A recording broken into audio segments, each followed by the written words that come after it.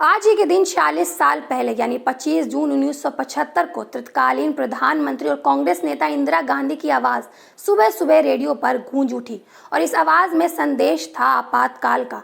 यानी इस दिन हमारे देश में इमरजेंसी लागू कर दी गई थी। ये आपातकाल आज़ाद भारत के इतिहास का एक काला अध्याय है और जिन लोगों ने आपातकाल का दौर देखा है वो उस वक्त को बेहतर समझ सकते हैं। हालांकि इसी इमरजेंसी को याद करते हुए मौजूदा सरकार ट्वीट के जरिए कांग्रेस पर बरस पड़ी है। लेकिन भले ही इमरजेंसी को कई साल बीत चुके हों, सरकार बदल गई हो, पर देश का माहौल अब भी कुछ बेहतर नहीं है, क्योंकि आज भी जनता उस तरह से आज़ाद नहीं है जिस तरह के दावे कर पार्टियां अपनी सरकार बनाती हैं। पहले तो उनके हित में बोलती हैं और फिर सत्ता में आने के बाद उसी जनता की बोलती बंद कर देती हैं। वैसे बड़े बड़े दिनों पर इतिहास को कुरेदते हुए कई सवाल उठाना तो बहुत आसान है, लेकिन खुद उसी इतिहास को सुबह शाम दोहराना आखिर कितना सही है। दरअसल पीएम मोदी ने इमरजेंसी की बरसी पर अपने ऑफिशियल ट्विटर अकाउंट से 2 ट्वीट किए और लिखा, आपातकाल के काले दिनों को कभी भुलाया नहीं जा सकता।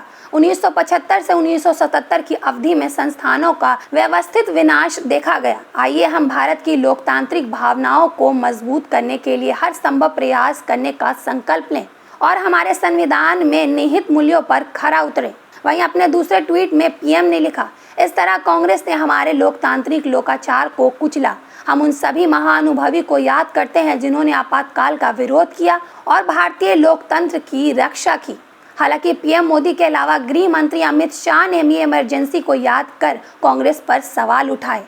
केंद्रीय गृह मंत्री अमित शाह ने अपने ट्वीट में लिखा, 1975 में आज ही के दिन कांग्रेस ने सत्ता में स्वार्थ व अहंकार में देश पर आपातकाल थोपकर विश्व के सबसे बड़े लोकतंत्र की हत्या कर दी। असंख्य सत्याग्रहों को रातों रात जेल में काल कोठरी में कैद कर प्रेस पर ताले जड़ दिए। नागरिकों के मौलिक अधिकार छीनकर सांसद व न्यायालय को मूर्ख दर्शक बना दिया।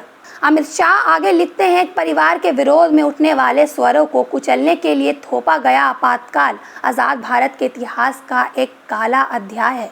21 महीनों तक निर्दयी शासन की क्रूर यातनाएं सहते हुए देश के संविधान व लोकतंत्र की रक्षा के लिए निरंतर संघर्ष करने वाले सभी देशवासियों के त्याग व बलिदान को नमन।